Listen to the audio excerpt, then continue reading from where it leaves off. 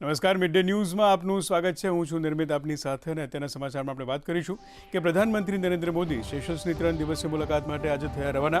આ સાથે વાત કરીશું કે કેન્દ્રીય ગૃહમંત્રી અમિત શાહે ગાંધીનગરથી ભારત ટેક્સીનો કરાવ્યો પ્રારંભ.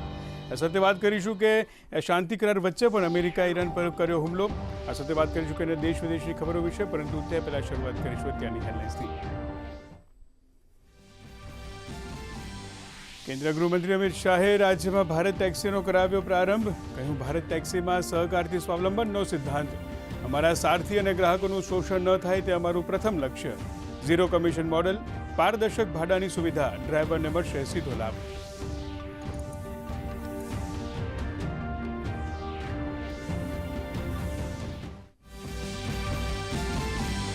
મુખ્યમંત્રી ભૂપેન્દ્ર પટેલે અમદાવાદના શેલામાં શ્રી નિત્ય શાંતિ ભવનનું કર્યું લોકાર્પણ. કહ્યું, મુનિ સુવ્રત સ્વામી પ્રભુની પાવન પ્રતિષ્ઠા મહોત્સવ વિકાસથી વિરાસતને કરે છે સાકાર.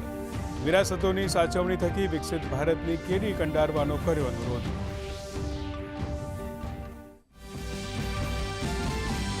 પ્રધાનમંત્રી નરેન્દ્ર મોદી સેશલ્સની યાત્રા માટે થયા રવાના. પ્રસ્થાન વક્તવ્યમાં સેશલ્સને ગણાવ્યું મહત્વનું સમુદ્રી પાડોશી.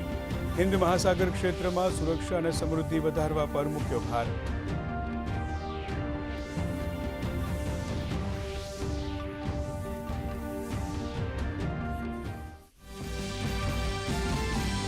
શાંતિ વાર્તા વચ્ચે અમેરિકાનો ઈરાન પર હુમલો. સ્ટ્રેટ ઓફ હોર્મુઝમાં કાર્ગો જહાજ પર થયેલા હુમલા માટે કરી જવાબી કાર્યવાહી. બંને દેશોએ એકબીજા સામે લગાવ્યા સંઘર્ષ વિરામ ઉલ્લંઘનના આરોપ.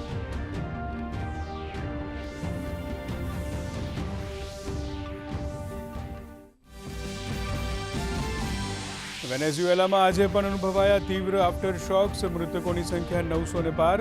કાટમાળ નીચે દટાયેલા લોકો માટે સઘન તપાસ અભિયાન. ભારતના ઓપરેશન અમિસ્તાદ અંતર્ગત ફિલ્ડ હોસ્પિટલ યુનિટ અને 35 ટનથી વધુ રાહત પુરવઠો રવાના.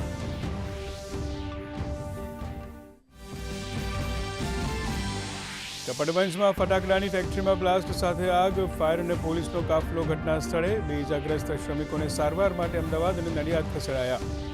એફએસએલ અને પોલીસની ટીમ કરશે વધુ તપાસ.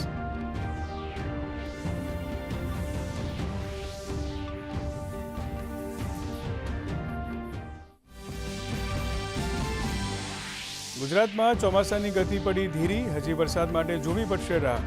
ભારે વરસાદની કોઈ સંભાવના નહીં. આજે દાહોદ, વડોદરા, નર્મદા, નવસારી, ડાંગ, અમરેલી અને ભાવનગરમાં હળવા ઝાપટાની આગાહી.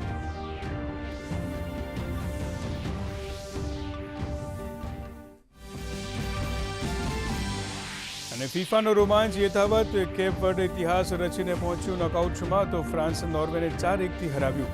આ જીત સાથે ફ્રાન્સ ગ્રુપ આઈમાં ટોચ પર, જ્યારે ઉરુગ્વે સામે સ્પેનનો 1-0થી 45મી મિનિટે શાનદાર વિજય.